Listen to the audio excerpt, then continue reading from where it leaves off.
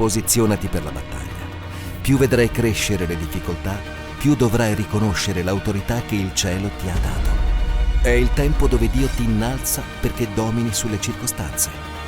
Chiesa, sei stata creata per un tempo come questo. Le porte dell'inferno non potranno vincerti.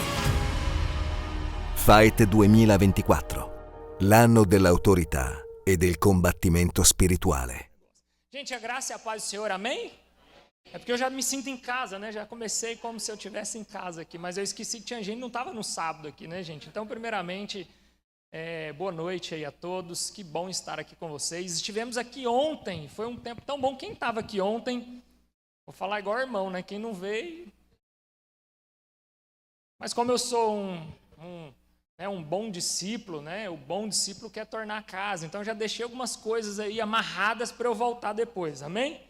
Então espero que a gente possa estar aqui novamente. Mas olha só, gente, antes de eu compartilhar a porção das escrituras que eu quero compartilhar com vocês, está aqui minha esposa também, dá um tchauzinho aí. Ontem ela não pôde estar, né? Nossas filhas, a Rebequinha já foi, né? Com as outras, mas está ali a Heleninha também, de 7 meses, Rebequinha 2 anos e meio, já está lá na salinha. E ontem vocês viram um pouquinho aqui, né? Eu falei um pouquinho da minha parte profissional. Então, são 14 anos que eu trabalho como consultor financeiro, mas essa é a parte profissional. Existe uma vocação. Eu e a minha esposa, nós temos 8 anos de casado e nós já estamos juntos, né? Entre namoro e noivado aí, há praticamente 11 anos. E desde o nosso primeiro encontro, o nosso papo era sobre o nosso chamado pastoral. Então, há 5 anos mais ou menos, nós pastoreamos, somos pastores ordenados ali em Goiânia, e nós pastoreamos uma igreja chamada Família Fluir, debaixo da supervisão da família dos que creem de Curitiba, do pastor Leandro Vieira. Não sei se os irmãos conhecem, mas pastor Leandro Vieira tem sido um pastor de pastores pelo Brasil, muito amigo do Luciano Subirá. Eu vi que vocês admiram bastante o Subirá aí pelas literaturas. Leandro Vieira é um grande parceiro ali junto com o Subirá. E assim, tem sido um tempo muito precioso. Há 3 anos e meio, quase 4 anos, nós pastoreamos então uma igreja como essa, uma comunidade local ali na cidade de Goiânia, e há 5 anos a gente pastoreia um povo, né, que o Senhor nos deu. E tem sido muito bom, tem sido um tempo de muito aprendizado, de muito desenvolvimento, e essa relação com o Senhor, ela é a melhor de todas que nós podemos escolher. E nós compartilhamos agora, encerramos domingo passado, uma série de palavras sobre as 7 cartas que o apóstolo João escreve ali em Apocalipse. E aí, como me foi dado o convite ontem, eu falei, eu vou então compartilhar, está muito fresco na memória aí, foi uma série muito intensa, foi uma série muito boa, porque quando a gente olha para o Apocalipse, a maioria das vezes nós olhamos para o Apocalipse com um olhar escatológico, né?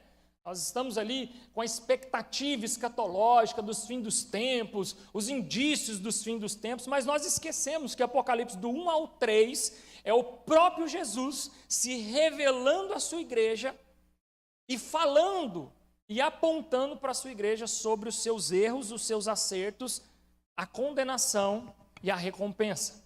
Então é muito importante a gente ter essa visão daquilo que o próprio Cristo pensa a respeito da sua igreja. Então eu quero convidar você a abrir aí a sua Bíblia, seja ela física ou digital, né? Hoje eu estou até com a digital aqui, né, irmão? Vim de viagem, pôr em mala, né? Mas eu gosto sempre também de carregar a minha Bíblia física ali. Mas abra a sua Bíblia aí, Apocalipse capítulo 2. Eu quero dar uma ênfase maior hoje sobre uma das cartas, né? Até porque, como eu falei em todos os sermões da série, nós temos um assunto longo, um assunto profundo, um assunto complexo, e nós temos pouco tempo, irmãos. Então, aqui o meu desejo seria, né, que a gente tivesse tempo para falar, mas a gente não tem. Mas eu quero, então, mergulhar nessa porção que foi escrita à igreja em Éfeso. Uma coisa muito importante entendermos, irmãos, são 7 igrejas. É obviamente que na Ásia não havia só 7 igrejas, e no mundo também não havia só 7 igrejas. Existia muito mais do que isso, mas por que só 7 cartas e só as 7 igrejas? Porque essas igrejas encontravam-se características suficientes para que a igreja do Senhor pudesse, então, aprender sobre os seus erros, os seus acertos e o que precisava ser consertado. Por isso, então, essa carta é direcionada a essas 7 igrejas. Amém? Vocês encontraram aí?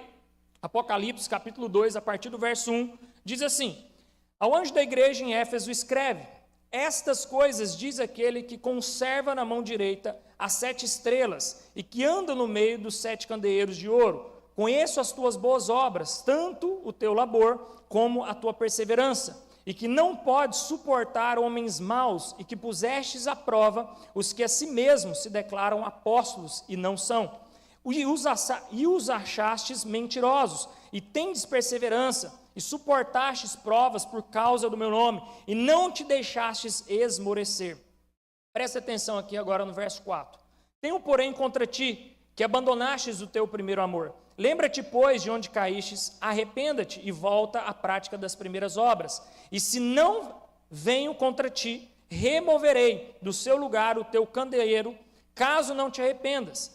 Tens, contudo, a teu favor que odeias as obras dos nicolaítas, os quais eu também odeio. Quem tem ouvidos, ouça o que o Espírito diz às igrejas. Ao vencedor, dar-lhe-ei que se alimente da árvore da vida e que se encontra no paraíso de Deus. Amém? Feche seus olhos aí mais uma vez, vamos orar. Senhor, nós te louvamos, ó Pai, te damos graças por essa porção da tua palavra, que o teu Espírito agora nos dê um batismo de revelação e sabedoria, para que possamos ser ministrados com o teu evangelho, com a tua palavra. Assim oramos no precioso nome de Jesus. Amém. Amém, irmãos? Eu vou pedir para você agora deixar aí aberto, então, a sua Bíblia, nessa parte aí, porque nós iremos então voltar em alguns textos, iremos de uma forma mais positiva, passar verso a verso, para entendermos de fato aquilo que o Senhor quer comunicar à sua igreja.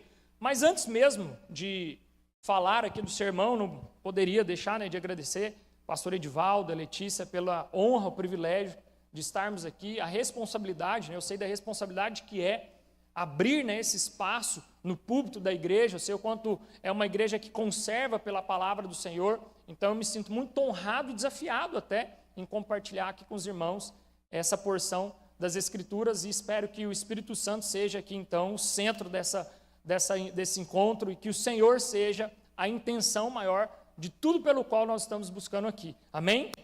O Emerson também sempre, Raquel, essa família abençoada que já virou família mesmo, família na fé, família afetiva. Irmãos, então olha só, volta para cá, vamos prestar bastante atenção. Como eu falei, é um assunto muito longo, é um assunto muito profundo, é um assunto muito delicado e nós temos pouco tempo, então eu preciso sintetizar aquilo que eu quero compartilhar aqui com vocês. Mas antes disso, eu preciso trazer uma visão geral dessas 7 cartas. No capítulo 1, Jesus vai se apresentar então ao apóstolo João. O apóstolo João está preso na prisão de Patmos por pregar o quê? O Evangelho. E aí, irmãos, uma característica muito interessante de se fazer sobre o apóstolo João. O apóstolo João, quando ele começou a sua caminhada com Jesus, ele era conhecido como discípulo do trovão, irmãos. Imagina só, certa feita, Jesus estava pregando em Samaria, sua terra natal, e as pessoas não queriam aceitar o Evangelho. Aí sabe o que João faz? Fala assim: mestre, por que a gente não ora e o Pai que está no céu manda fogo do céu e consome todo esse povo? Tem hora que dá vontade, pastor, de fazer isso, mas a gente segura a onda, irmãos? Tem hora que dá vontade de orar para uns irmãos assim, falar: Jesus, manda fogo logo, consome esse irmão. Então esse era João, irmãos. Só que a palavra de Deus vai dizer que ao final, João foi reconhecido como discípulo do amor. Jesus, quando ele ia orar, ele chamava Pedro, Tiago e João. Em certos momentos, só os 3 iam, irmãos. Aí nós já precisamos aprender uma lição poderosa aqui. Imagina só, Jesus chama 12 discípulos. Mas em certos momentos, ele só chamava 3. Imagina o nível de maturidade que aqueles discípulos tinham que ter. Porque imagina só o pastor falar assim: vou fazer um churrasco lá em casa, mas vou chamar só esse fulano, esse fulano. Eu não estou falando de um churrasco, irmão, estou falando de Jesus indo para o seu secreto com o Pai, o nível máximo de intimidade. Ele fala assim: Pedro, Tiago e João, vem comigo. E aí detalhe, irmãos, João era o discípulo que reclinava a sua cabeça sobre o peito de Jesus. Imagina o nível de intimidade que João desenvolveu com Jesus. E então ele é chamado de discípulo do amor. Então fique tranquilo, irmãos. Talvez na sua caminhada você ainda é o discípulo do trovão. Você ainda é aquele cara que quando alguém buzina com você no trânsito, dá vontade de mandar fogo do céu, consumir o irmão. Mas ao longo da nossa caminhada, Deus vai transformando a nossa vida. Nós vamos amadurecendo e nós vamos cada vez mais sendo reconhecidos como discípulo do amor. E João, então, era esse discípulo, esse apóstolo reconhecido como o discípulo do amor. Foi o único entre todos os discípulos, irmãos, que ficou aos pés da cruz, até o último segundo da crucificação. Todos os outros discípulos, todos os outros apóstolos de Jesus desapareceram, mas João permaneceu fiel até o fim. Obviamente que nós não sabemos, o motivo pelo qual a Bíblia não deixa tão claro isso, mas João também foi o único dos discípulos que morreu de morte morrida. Todos os outros tiveram fins trágicos. Obviamente que João não deixou de pregar o evangelho, por isso ele está preso em Patmos, mas ele foi o único dos discípulos que morreu de morte natural. E João ali então na prisão de Patmos, por pregar o evangelho, já de idade, um senhor de idade, de repente ele ouve uma voz como de trovão. A Bíblia vai dizer que os seus pés eram polidos como bronze. A sua roupa era branca como a lã, mais branca do que a neve.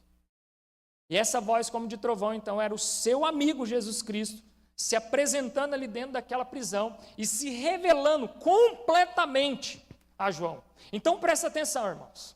Capítulo 1, João recebe a revelação total do Cristo. E aí ele, então, recebe uma missão. Jesus dá a ele, então, a direção para que ele escreva 7 cartas às 7 igrejas. E uma coisa que nós precisamos aprender aqui, irmãos. Muitas vezes nós cometemos, talvez, um erro ou pensamos que as 7 cartas são escritas em uma ordem cronológica. E quando você vai estudar, de fato, você vai entender que não há uma cronologia. Não quer dizer que a igreja de Laodiceia, por ter sido a última carta, significa que é a última igreja antes do arrebatamento, antes da volta de Jesus. Apesar que tem muitas características em Laodiceia que parecem demais com a nossa igreja. A nossa igreja é universal, né? Não é universal que vocês estão imaginando, tá, irmão? É universal total na terra. Tá? A igreja do Senhor na terra. Nem essa, nem a lá de Goiânia, a igreja do Senhor. Porque Laodiceia significa lau, no grego original significa lei. Ceia significa povo. Então é a igreja onde o povo faz a lei. Parece um pouco a igreja de hoje.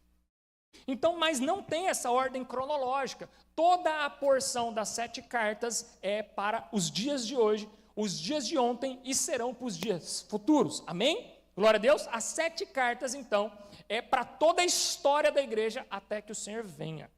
Por isso nós precisamos olhar as 7 cartas, não separadamente, mas como se fosse uma única carta. Nós precisamos ler, então, as 7 cartas do Apocalipse como se fosse uma única carta, para que nós possamos, então, identificar onde nós estamos errando, como nós podemos melhorar, e qual é a nossa condenação, ou qual será a nossa recompensa. Depende de como nós vamos reagir às exortações que nós estamos recebendo. Amém? Então aqui, irmãos, entenda algo. João, então, escreve cada carta, e em cada carta, Jesus revela-se parcialmente. Ele não se revela de uma maneira total nas suas cartas, ele revela de uma maneira parcial em cada uma das cartas. Por que isso, irmãos? Para que nenhuma igreja ache que ela tenha a revelação completa de Jesus e seja cheia de si mesmo a ponto de achar que não precisa de outra. Amém? Porque lá de cima, irmãos, Deus não olha lá de cima e vê a igreja presbiteriana, a batista, a Sabaoa, Sabaó, a Fluir. Não, nada disso. Ele vê a igreja universal do Senhor. Amém? Por isso ele se revela parcialmente, para que todas as igrejas entendam que, unidas, teremos a revelação total do Senhor. Amém? Mesmo propósito, nós teremos a revelação total. Então, João escreve essas cartas, e aí a carta de Éfeso, ela tem algumas características que me chamam muita atenção, e é uma das que eu gosto bastante de falar sobre ela, irmãos, pelo contexto histórico. Éfeso, então, é uma cidade, irmãos, que era dominada pela idolatria. Existia em Éfeso um templo para uma deusa chamada Diana, e esse templo, ele era tão grandioso naquele tempo que ele entrou e era conhecido como as 7 maravilhas do mundo antigo. Para vocês terem noção, o nível de idolatria que era em Éfeso, eles constroem esse templo, então, para mostrar o seu poder. Éfeso era uma cidade extremamente rica e prepotente, cheia de si, e achava que não precisava de mais nada. Porque ela tinha recurso, ela tinha os seus deuses, ela tinha um imperador muito forte, então ela achava que ela não precisava de mais nada. Mas em Atos, capítulo 19, primeiro em Atos 16, Paulo tenta ir até Éfeso, mas o Espírito Santo, ele faz com que os planos de Paulo se frustrem e ele vai parar lá na Europa, lá na cidade de Filipos. Mas depois, irmãos, 52 anos depois de Cristo, lá em Atos 19, se você for ler, você vai ver que Paulo, então, chega até Éfeso em uma das suas viagens missionárias. E aí, meu irmão, Paulo é aquele homem que escreveu: sede meus imitadores, assim como eu sou de Cristo. E a cidade onde tinha a maior de todas as idolatrias, irmãos, recebe, então, um homem cheio do Espírito Santo. É o suficiente para transformar uma cidade, um país, uma nação. E Paulo, então, ao chegar em Éfeso, então, logo ele já encontra ali 12 homens que haviam sido batizados no batismo de João. E aí ele vira para esses homens e fala assim: vocês já foram batizados? Eles falam: sim, o batismo do arrependimento, batismo de João. Ele fala: não é desse batismo que eu estou falando. Eu estou falando do batismo do Espírito Santo. E aqueles homens falam: não, esse ainda nós não recebemos. Então Paulo ora por aqueles irmãos, e aqueles irmãos são cheios do Espírito Santo. Só tinha um problema, irmãos. Aqueles irmãos frequentavam a sinagoga que havia ali em Éfeso. E a sinagoga, para quem não sabe, é um lugar extremamente religioso, cheio de fariseus. Aí você imagina 12 homens chegando dentro da sinagoga, cheio do Espírito Santo, transbordando o Espírito Santo, e aqueles irmãos religiosos olham para eles e falam assim: deve ter bebido alguma coisa. Deve estar tudo embriagado esses homens. E aí automaticamente eles são expulsos da sinagoga.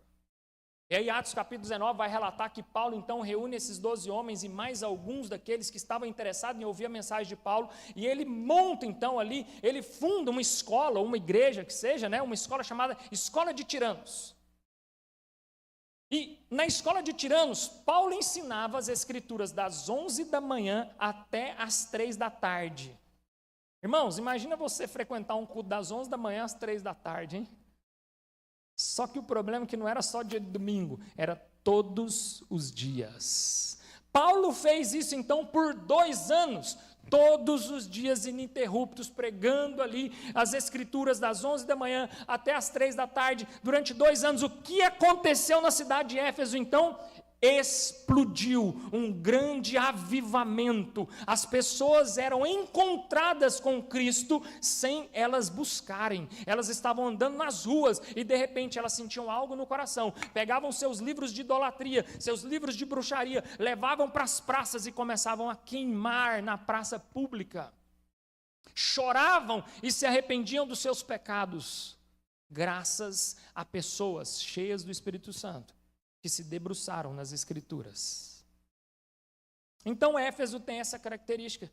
Ela viveu o extremo da idolatria, mas ela viveu também o extremo de um avivamento. Ela pôde viver e provar e experimentar. E não pense que não houve perseguição, irmãos. Quando esses irmãos começaram a ler a escola de Tiranos, só para vocês terem noção, todos os comerciantes que se rendiam ao evangelho, eles eram boicotados.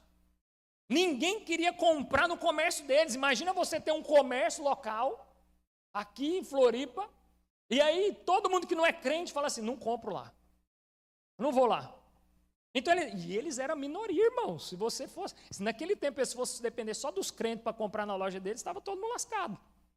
Porque era minoria. Não era igual hoje, irmãos.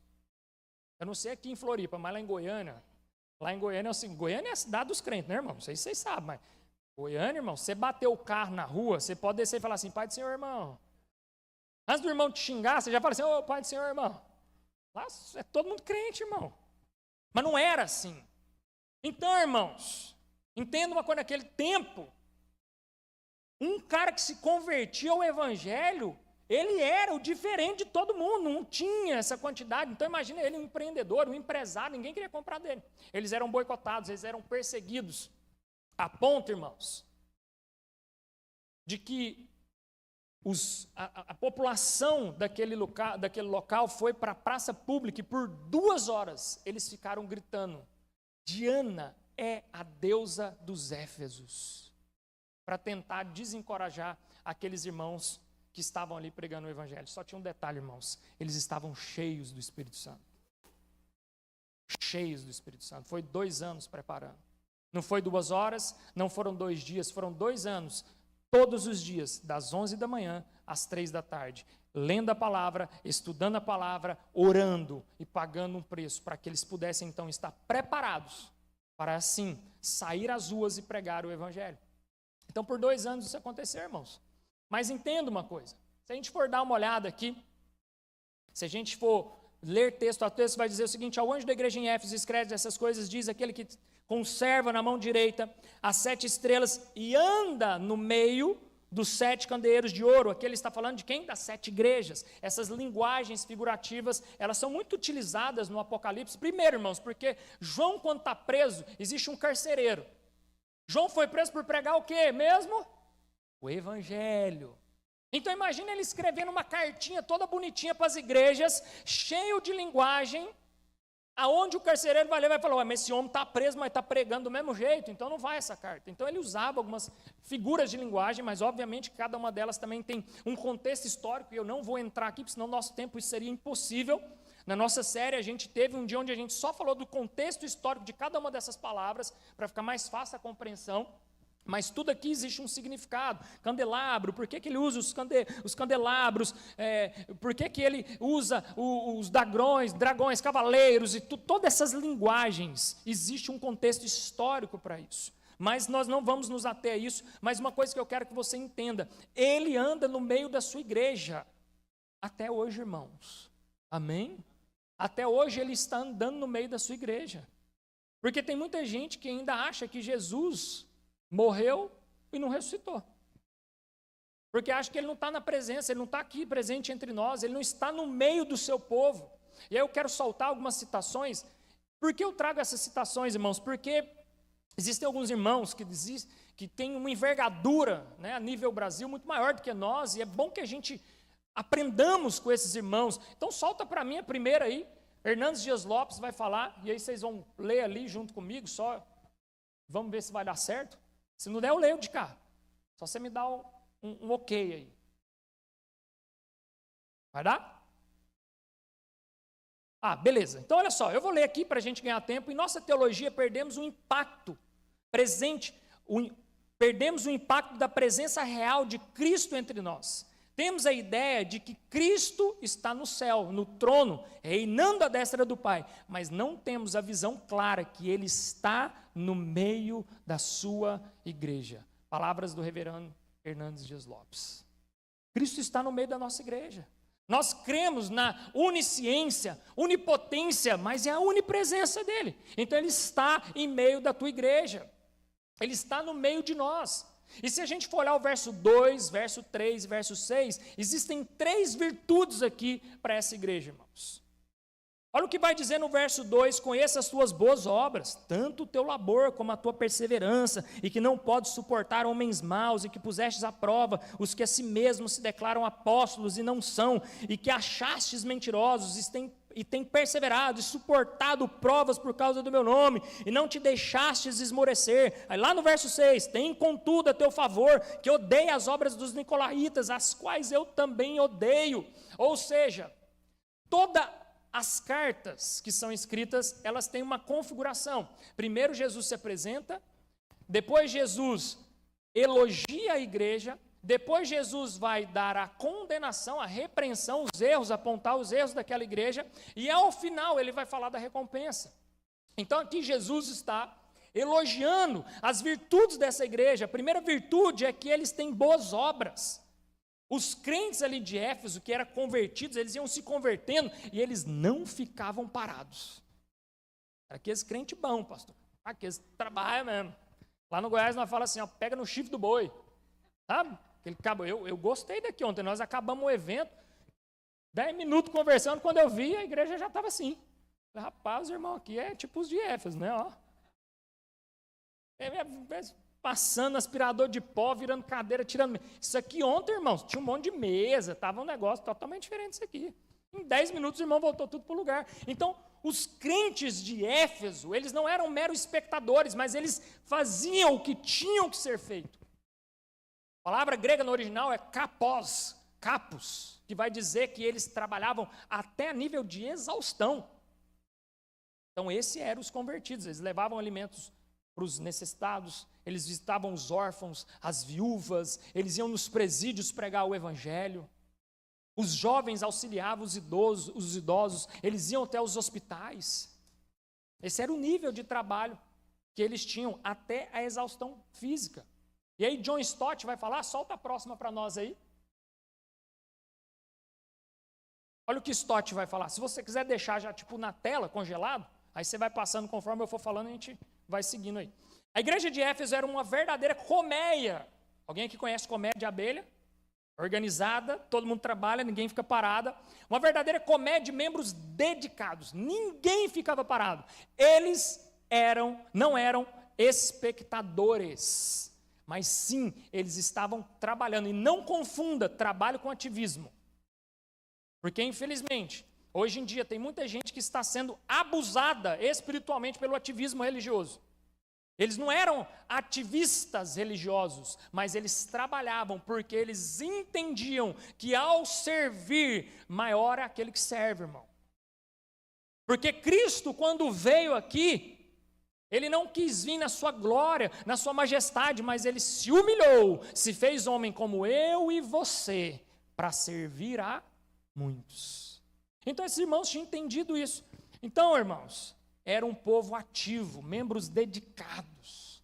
John Stott vai comparar eles a uma colmeia, do tanto que eles eram unidos no trabalho. E a segunda virtude que eles tinham é que eles perseveravam. Irmãos, eles recebiam um nível tão grande de oposição e de boicote, que eles saíam para pregar o evangelho e não sabiam se eles voltariam vivos. Então, muitas vezes, eles saíam para pregar o evangelho e se despediam da sua esposa e dos seus filhos. Nós não sabemos, nós não temos essa noção do que é esse nível de perseguição, porque no Brasil nós somos um país laico, onde a liberdade de expressão religiosa é livre, nós podemos cultuar igual aqui livremente. Não vai entrar ninguém ali com uma arma, pôr na nossa cabeça, nega Cristo. Graças a Deus, né, irmãos? Mas por um lado, irmãos, esse também é um perigo. Sabe por quê? A nossa perseguição no Brasil é ideológica, filosófica e intelectual. Porque quando há perseguição física, você sabe quem são seus perseguidores. Você sabe quem está contra você. Você sabe quem são seus opositores. Agora, quando a perseguição é intelectual, filosófica, você não percebe. É uma perseguição ideológica. Quando você menos vê, você já está mais do lado de lá do que do lado de cá. Quando Paulo vai falar em Romanos 12, 2, não se conformeis com esse século. Irmãos, Paulo está falando que você não deve aceitar nenhum padrão desse século. Então, se a gente não tomar cuidado, esse tipo de perseguição é a perseguição silenciosa. E aí, às vezes, você está na igreja, sentado aqui nesse culto, ouvindo essa palavra domingo após domingo, mas mal percebe que está mais para lá do que para cá. Porque a perseguição silenciosa está te perseguindo todos os dias.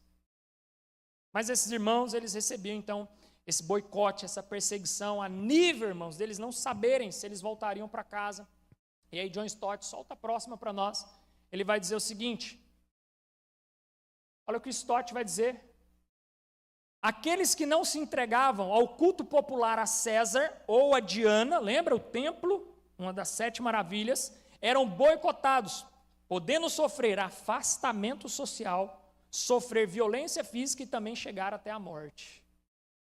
Se a gente é boicotado na nossa rede social, né? Se a gente é cancelado, a gente entra em depressão, né, irmão? Tem gente que é cancelado lá no Instagram e já está em depressão. Meu Deus, me cancelaram. Perdi um seguidor. Imagina esses irmãos aqui quando se convertiam, irmãos. Eles não perdiam um seguidor, não. A cidade inteira se voltava contra eles. A ponto dessa perseguição poder chegar até mesmo à morte. Então esses eram os irmãos que estavam ali, sedentos pelo evangelho. Mas eles não, irmão, aceitavam os falsos mestres, os falsos deuses, porque eles sempre existiram. Se você for ver Mateus 24, 23, vai dizer que os falsos cristos, os falsos profetas, eles sempre operaram grandes sinais, grandes prodígios, a fim de, se possível, enganar até mesmo os eleitos. Então em Mateus 24, 23 vai falar que eles sempre existiram, eles sempre estiveram no nosso meio e realizando, irmãos, grandes feitos e grandes prodígios. Por quê? Porque a grande intenção é enganar, se possível, e é bom que a Bíblia fala assim, se possível, até mesmo os eleitos do Senhor. E a terceira virtude que eles tinham é que eles tinham uma ortodoxia muito forte, irmãos. A forma deles fazerem igreja, a ortodoxia deles era muito forte, a ponto deles não suportarem os nicolaítas. Os nicolaítas, irmãos, são os lobos que há no meio dos cordeiros do Senhor. É os lobos que estão revestidos de cordeiro, é aqueles que Paulo vai falar assim, ó, até parece que são dos nossos, mas nunca foram. Então esses irmãos tinham uma ortodoxia muito forte, a ponto que eles identificavam. Eles olhavam e falavam assim, esse irmão não é dos nossos. Isso aqui não é irmão, isso aqui é lobo. Então a Bíblia vai dizer que no verso 6, irmãos, olha o que diz, tens contudo a teu favor, que odeia as obras dos nicolaítas, as quais eu também, o Jesus falando, as quais eu também odeio. No grego, nicolaítas significa destruidores do povo de Deus. É aqueles que estavam infiltrados no meio do povo de Deus, mas comia das comidas consagradas. Prestava cultos a Diana, a César e a qualquer um que aparecesse lá. Participava das orgias, porque toda oferenda, quando ela ia ser entregue ao templo de Diana, depois rolava a orgia, irmãos. E esses irmãos estavam lá no meio. Mas também estavam no domingo, lá no culto, participando, sentado lá, ouvindo, dando glória a Deus. Aleluia, chorando. Mas os éfesos, cheios do Espírito Santo, sabiam identificar esses irmãos que eram libertinos, que estavam vivendo uma vida de libertinagem. Então eles têm isso aí a favor deles, irmãos. Mas se a gente olhar o verso 4, irmãos, e aqui é onde eu quero dar uma maior ênfase, porque essa igreja que foi historicamente falando, irmãos, não tem relatos em livros históricos, nas escrituras, não tem relatos de uma igreja mais avivada do que foi a igreja de Éfeso. Não tem avivamento de Gales, avivamento da Rua Azusa, avivamento em Toronto. Nenhum desses avivamentos se compara ao avivamento que houve em Éfeso. O nível do avivamento em Éfeso, irmãos, era tão grande que os irmãos andando pela rua, isso aconteceu em Azusa também, mas lá era em grande escala. Os irmãos andando pela rua, eles dobravam seus joelhos, começavam a chorar e se arrepender de seus pecados, sem ninguém ter que falar nada para eles. Imagina isso, irmãos. Aconteceu em Azusa isso. Não tão distante, há 100 e poucos anos atrás. Isso aconteceu, irmãos. Então esse era o nível, não tem relatos de nenhuma outra igreja que foi mais avivada do que a igreja em Éfeso. Só que o verso 4, irmãos, isso é o que me deixa triste, porque a palavra vai dizer o seguinte, tenho porém contra ti. Imagina o próprio Cristo falar para você, tenho porém contra ti. Imagina você receber um telegrama lá na sua casa, né, um correios, né, um e-mail, né, vamos ser mais moderno, chega um e-mail aí, ó. Tá meio ultrapassado isso aí para esses irmãos, né, esses irmãos mais novos, mas nem saber o que é isso, né, irmão? Vai chegar uma notificação aí no seu Instagram aí, ó, Jesus mandando a mensagem para você. Ó, meu filho, tem porém contra ti, tem áreas na sua vida que não estão me agradando. Foi a mensagem que esses irmãos receberam. Tenho porém contra ti. Só que Jesus traz clareza no que ele tinha contra esses irmãos. Abandonastes o teu primeiro amor. Irmãos, E é muito forte essa mensagem. Por quê? Porque abandonar não é esquecer. Quando você esquece alguma coisa, provavelmente você volta para buscar. Agora, quando você abandona, é porque você não quer. É porque você já não quer mais aquilo. Aquilo já não está mais fazendo sentido para você. Então você deixa para lá. Foi isso que começou a acontecer com esses irmãos. E por quê, irmãos? Nós vamos entender o porquê isso aconteceu. Porque isso pode acontecer comigo e com você. Mesmo esses irmãos, sendo crente bom, trabalhador, ortodoxia impecável, perseveravam, trabalhavam, faziam o culto direitinho, sabiam identificar quem não era, sabiam identificar quem eram os lobos no meio do rebanho. E por que esses irmãos entraram por esse caminho? Por um único motivo. Eles abandonaram o primeiro amor.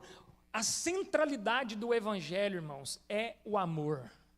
Porque Deus amou o mundo de tal maneira que deu o seu Filho, o unigênito, para que todo aquele que nele crê não pereça, mas tenha a vida eterna. Então, o amor é o cerne das nossas relações. Se eu estou frequentando a igreja do Senhor apenas pelo network, pela conexão, ou pelo evento como nós tivemos ontem, que foi maravilhoso e que tem que ter, mas se não há amor, de nada vale, irmãos. O cerne do evangelho é o amor. E esses irmãos, então, deixaram a maldade crescer no coração deles, a ponto de esfriar o amor deles. Não adianta nada, irmãos. Uma esposa que ama o seu marido, ela ama o seu marido, mas ela não demonstra esse amor. O que vai acontecer? Esse casamento vai se esfriar. E também não adianta uma esposa que faz tudo que uma esposa que ama deveria fazer, mas ela não ama. Esse casamento também não vai dar certo. Então o amor, irmãos, ele tem que ser prático e ele tem que ser verdadeiro. Assim como eu e você, como nós nos convertemos. Não adianta a gente pregar aqui todos os domingos sobre o Evangelho, falar de Jesus, falar que Jesus morreu por nós, que Jesus nos amou, que Jesus deu a sua própria vida, que o Pai entregou Ele por nós, se nós não praticamos esse amor na prática. Solta para mim a próxima citação. George Eldon Led vai dizer o seguinte, essa aí mesmo.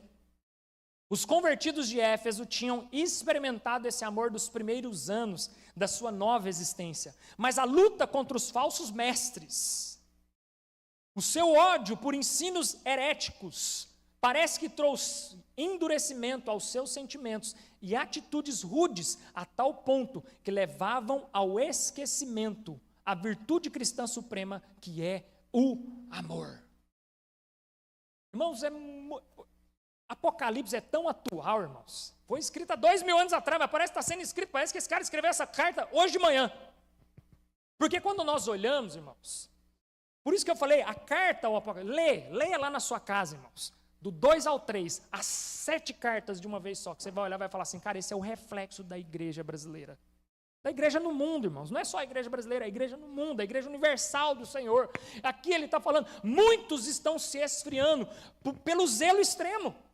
As pessoas estão tão extremistas no zelo da ortodoxia, estão no zelo dos falsos mestres, das heresias, que eles esquecem uma coisa, a gente tem que odiar os falsos mestres, a gente tem que odiar uma heresia, irmãos, mas nós não podemos odiar a pessoa, porque o Senhor, Ele não ama o pecado, mas Ele ama o pecador.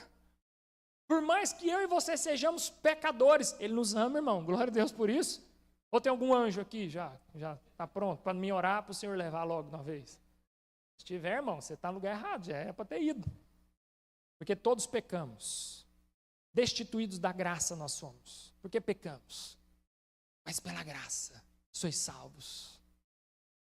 Então, irmãos, o que acontece é que muitas vezes nós estamos deixando de lado o amor uns pelos outros, estamos olhando com tanto olhar de crítica, de julgamento, estamos julgando tantas pessoas, estamos condenando tanto, e eu estou falando isso entre o povo de Deus, eu não estou falando entre os de fora, irmãos, porque os de fora não conhecem a verdade, mas os que conhecem a verdade estão apontando o dedo um para os outros, quanto nós deveríamos nos unir, para que juntos nós tivéssemos a visão completa do Cristo, e a igreja gloriosa do Senhor estivesse pronta.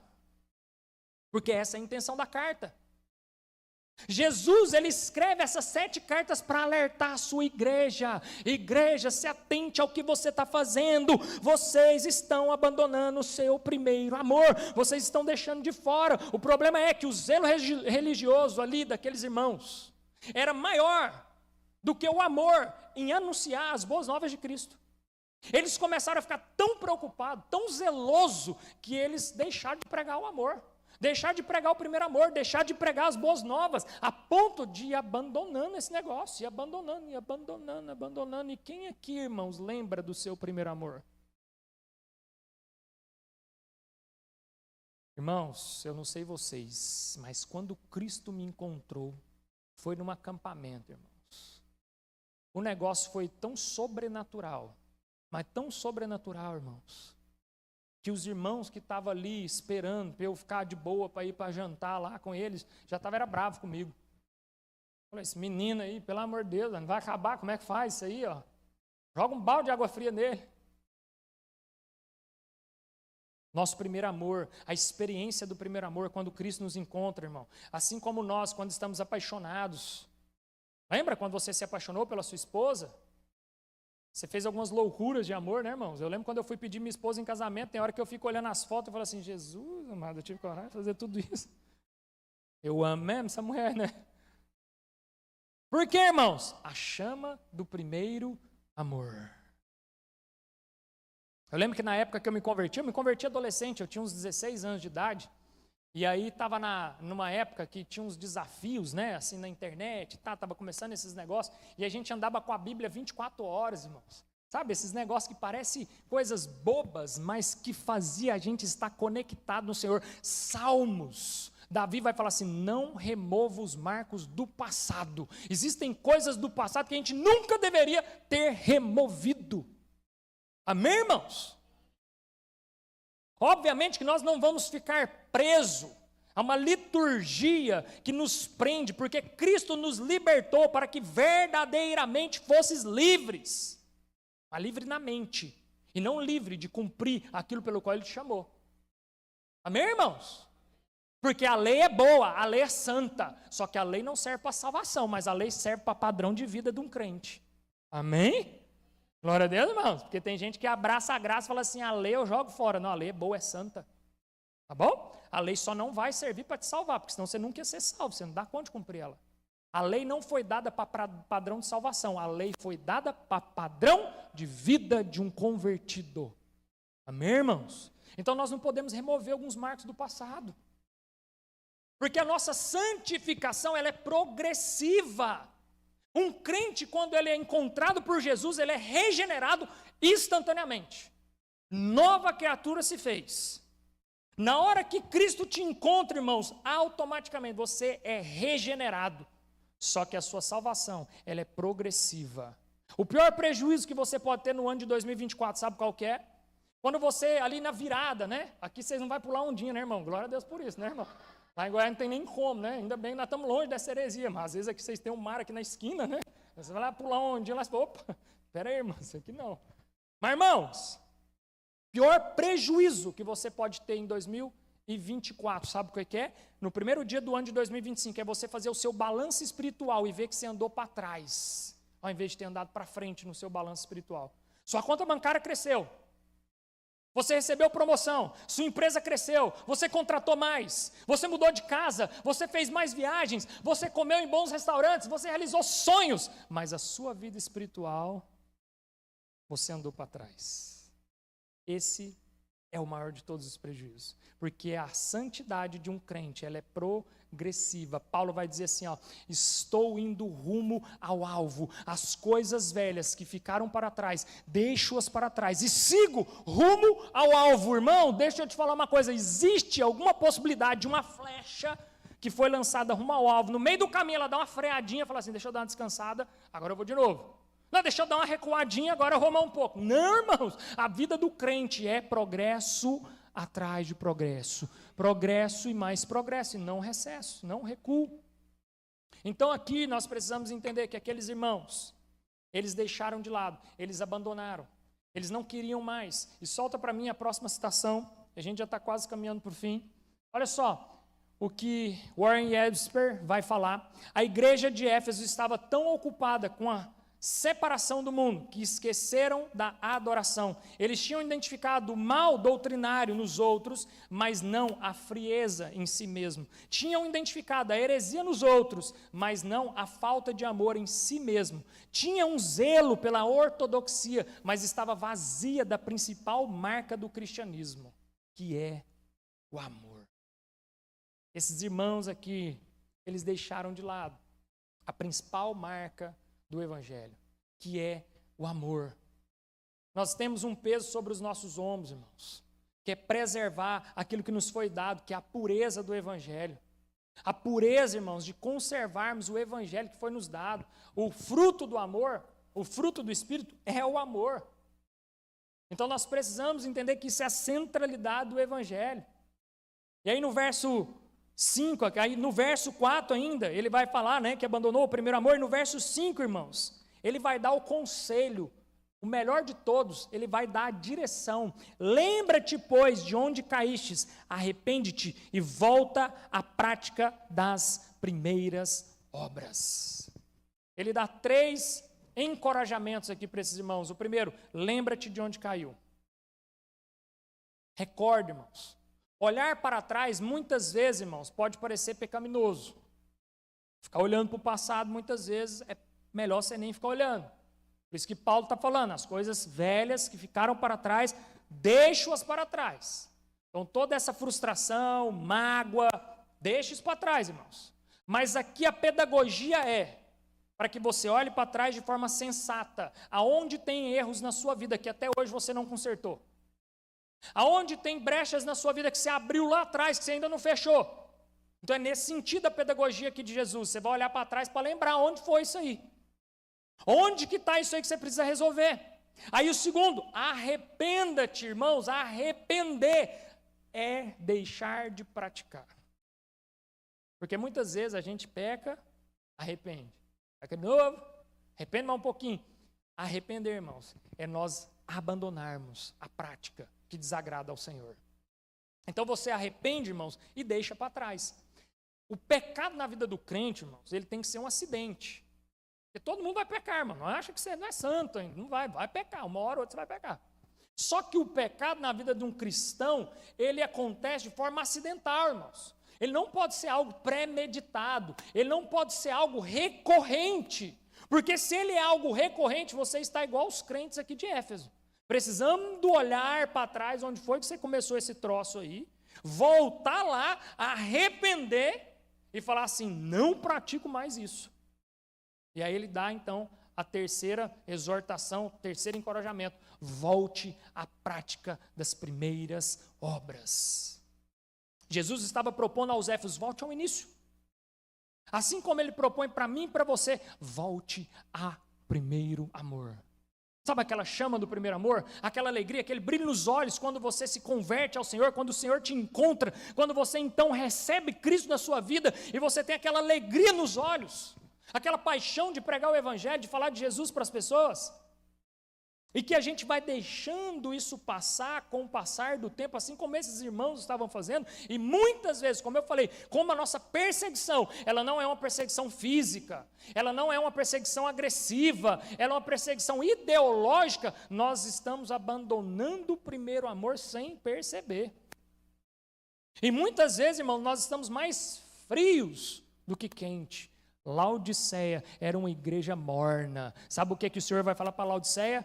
Não és quente, nem fria. Estou a ponto de vomitar, porque és morna. Muitas vezes, irmãos, nós temos sido esse tipo de igreja. Uma igreja que não é quente nem fria, a gente é morno. E o Senhor está então a ponto de vomitar. Então que nós possamos entender que hoje talvez seja uma grande oportunidade que o Senhor está nos dando, irmãos, de voltar a aquecer essa chama do primeiro amor. Voltar a relembrar como era a intensidade que eu tinha no meu primeiro amor. Eu entrava para dentro do meu quarto, eu pegava as escrituras, eu tinha prazer em ler as escrituras. Qual foi a última vez que você leu a Bíblia, irmão? Tirando o culto de hoje. Você entende? o que nós estamos falando? Que essa carta que foi escrita 2000 anos atrás, é como se ela tivesse sido escrita hoje pela manhã, para nós ouvirmos ela hoje, irmão. Porque nós já não temos mais esse desejo de ler as Escrituras, se debruçar nas Escrituras, orar ao Senhor, entrar para dentro do nosso quarto e gastar horas e horas ali na presença do Senhor. Martinho Lutero, solta a próxima citação aí para nós. Olha o que Martinho Lutero vai falar, mesmo depois da conversão pelo Evangelho, o coração torna a operar segundo outros princípios, ou seja, mesmo depois que você converte, irmãos, o seu coração ele torna a querer operar outros princípios, que não é o do Senhor, e a menos que você deliberadamente, ou seja, intencionalmente, repita o comando para ele funcionar segundo o Evangelho, irmãos, se não for assim, seu coração todo dia é enganoso, ele quer te enganar. Todo dia o seu coração não quer Jesus, irmãos. Todo dia ele quer um monte de coisa, mas não quer Jesus. Se você deliberadamente, igual o nosso irmão Lutero está falando, se você deliberadamente não der essa ordem, esse comando para ele, eu quero andar conforme as Escrituras, eu quero viver esse evangelho pelo qual me foi apresentado. Eu quero que a boa nova do evangelho seja a verdade suprema na minha vida. E esse mesmo evangelho que me encontrou, que transformou a minha vida, eu quero propagá-lo para outras pessoas. Porque é o meu e o seu papel, pregarmos o evangelho, irmãos. Nós temos uma grande comissão, irmãos. Ninguém está aqui na terra só para comer, viajar. Mas nós vamos fazer tudo isso. Viver as coisas boas dessa terra. Mas existe uma grande comissão. E a grande comissão é pregar o evangelho a toda criatura, em todo mundo. Fazei discípulos por onde você passar. Por onde nós formos, nós temos que fazer discípulos. E aí, irmãos, no final aqui do verso 5, ele vai dizer o seguinte: arrependa-te, volta à prática das primeiras obras, senão venho a ti e moverei do seu lugar o teu candelabro, caso não te arrependas. E o que é esse candelabro? Candelabro é o que ilumina, irmãos, a luz que está em você. Se caso esses irmãos não se arrependessem, o Senhor ia tirar essa luz que brilha dentro desses irmãos. E um candelabro sem luz, ele não serve para nada. Assim como um crente que não dá bons frutos, o que João Batista vai falar? Já está posto o machado sobre a árvore que não produz bons frutos, será cortada e lançada ao fogo. Passa um pouquinho, Jesus depois, lá na frente, vai falar de novo. Já está posto o machado sobre a árvore. Toda árvore que não produz bons frutos será cortada e lançada ao fogo. E ele não está falando do pé de manga. Ele está falando de mim e de você.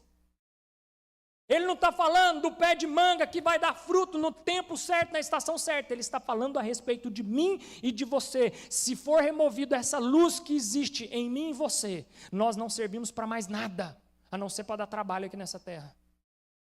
Então é isso que o Jesus está falando para essa igreja. Se vocês não se arrependerem, voltar aonde cair, se arrepende, eu virei, removerei o candelabro de vocês e já não vai mais haver luz em vocês.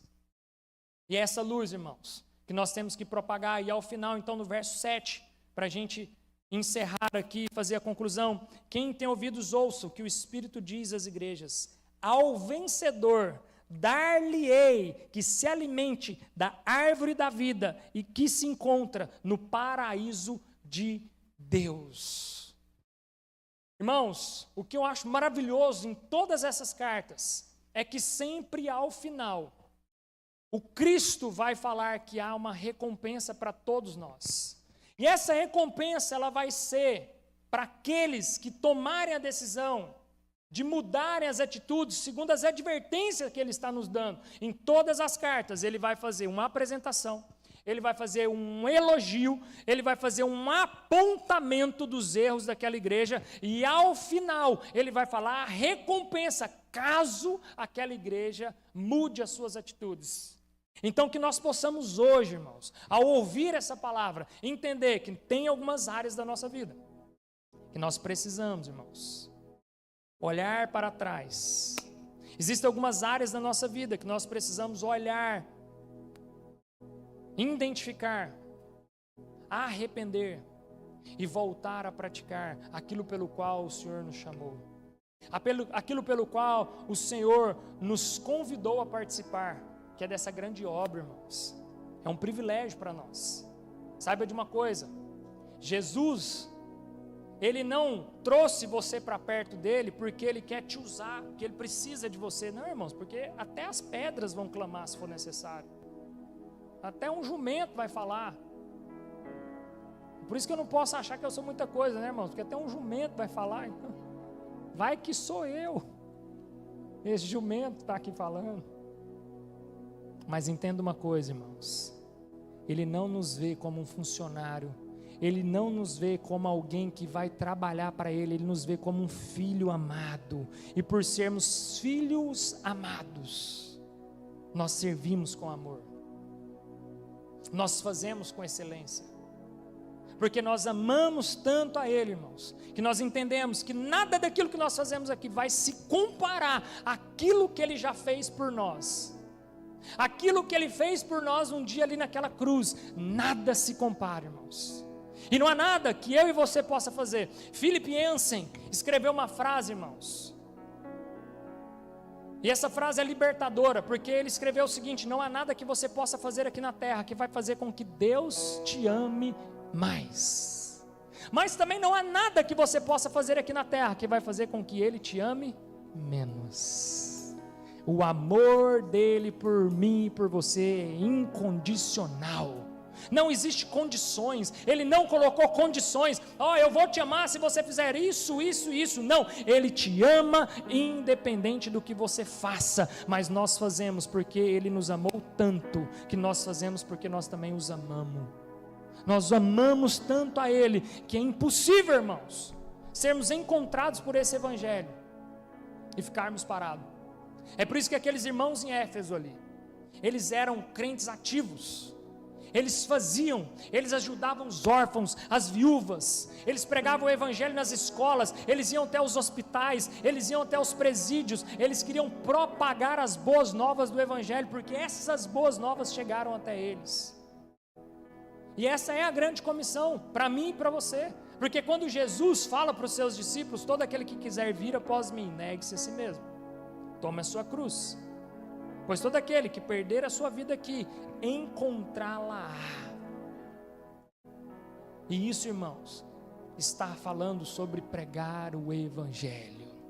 Pregue o tempo todo, a todo tempo, fora de tempo, a tempo, em todos os lugares, aonde o Senhor te enviar, pregue o Evangelho. Faça discípulos, chame pessoas para andar próximos a vocês. A melhor forma, irmãos, de pregar o Evangelho é trazendo pessoas para caminhar perto de você. Não é conhecendo de Bíblia, não é sendo um teólogo, ainda que isso é muito bom, principalmente quando você for encontrar pessoas intelectualizadas. Mas a melhor forma de você pregar o Evangelho é trazendo as pessoas para andarem próximas de você. Porque eles vendo na prática a expressão do amor através da sua vida, eles vão falar: tem algo diferente nessa pessoa. Tem gente que vai falar assim, né? Tem uma áurea aí nessa pessoa, né? Tem um anjo de luz aí nessa pessoa. Tem, irmãos. Chama-se Espírito Santo de Deus. Ainda que a pessoa de lá não saiba, mas tem mesmo. É tão bom quando você chega em um ambiente, as pessoas falam assim: nossa, parece que tem algo tão diferente em você. Parece que tem uma paz aí em você, né? E tem, irmãos. E tem que haver. Porque é isso que estava acontecendo com esses irmãos. Já não estava mais brilhando essa luz do Evangelho na vida deles. Eles já não estavam transmitindo mais esse amor, essa paz que excede o entendimento humano, que ninguém consegue entender o que é, mas é Cristo Jesus. O mundo está em crise, mas nós temos que estar em paz. Amém, irmãos?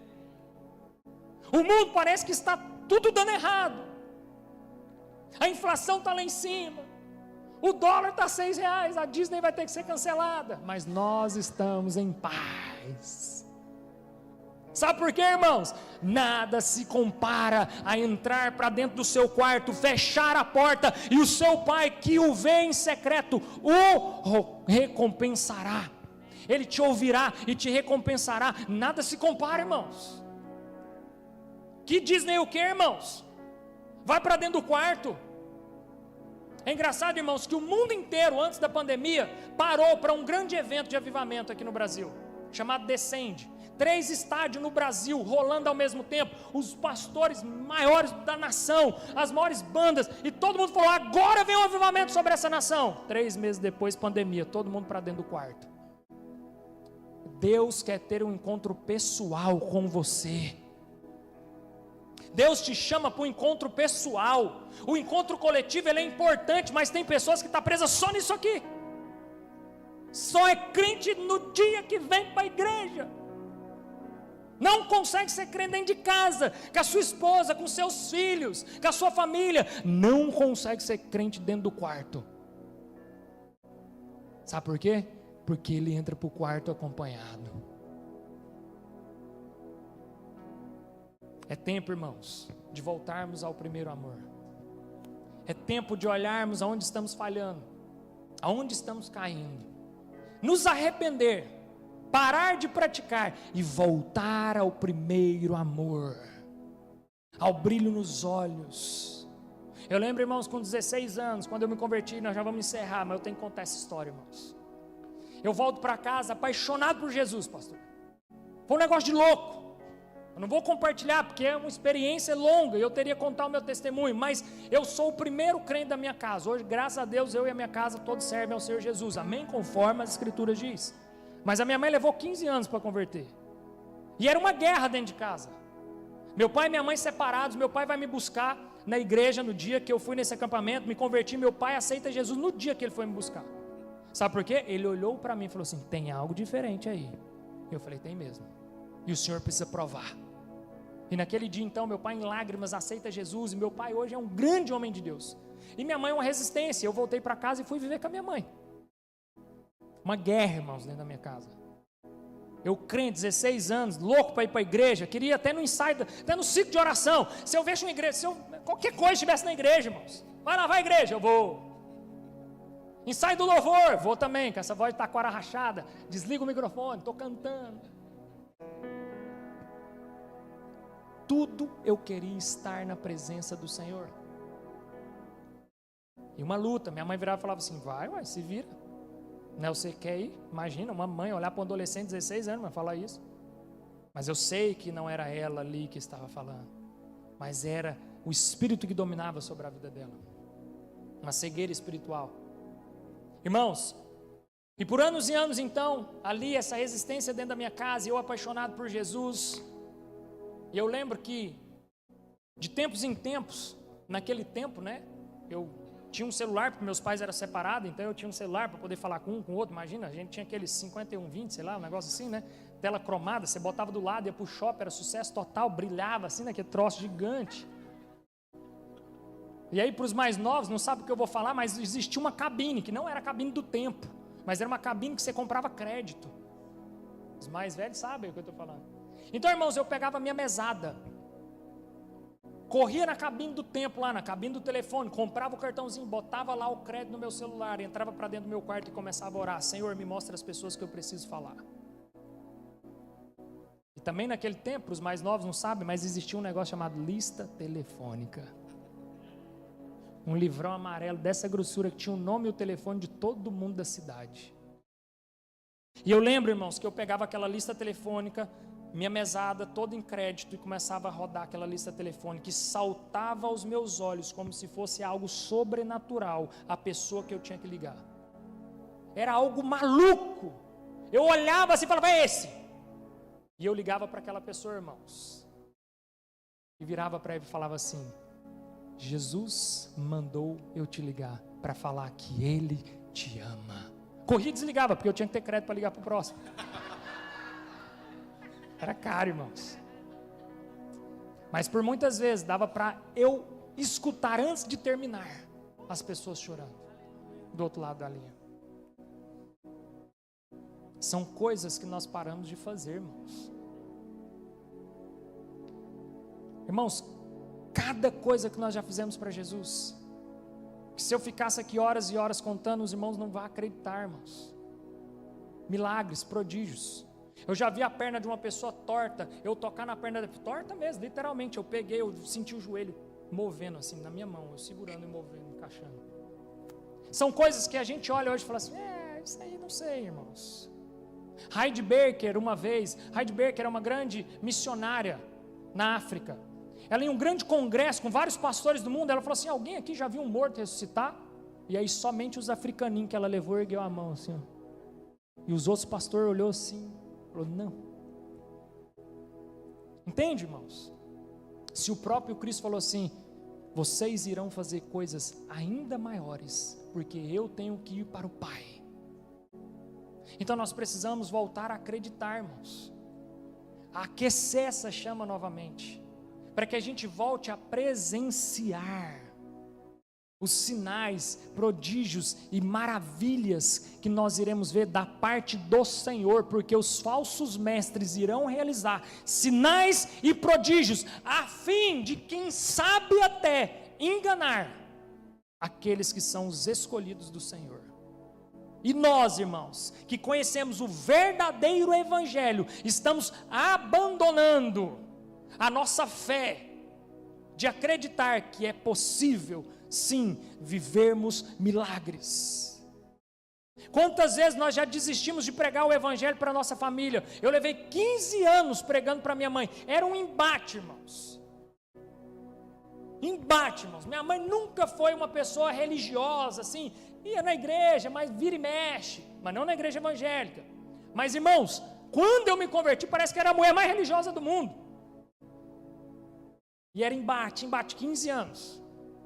E eu lembro que eu pregava, e cu de jovem, e o povo aceitando Jesus, aquele trem, chororô, e eu falava, e minha mãe, Senhor?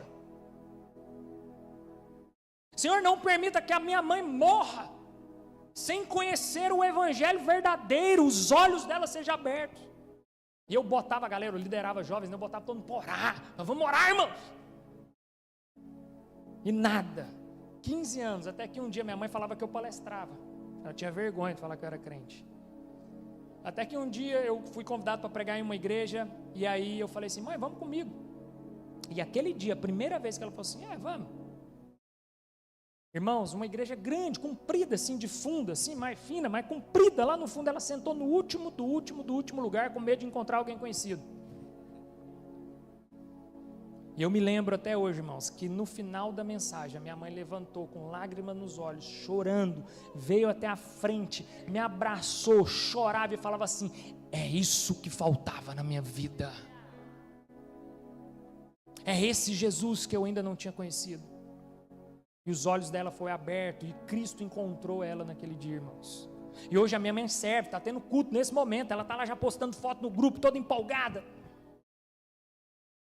Então, irmãos, não perca a esperança. Não perca a esperança. Às vezes tem pessoa na sua casa, às vezes tem pessoas no seu trabalho, às vezes existem pessoas que Deus colocou do seu lado, e você vai ser esse canal que vai transmitir as boas novas do Evangelho para essa pessoa.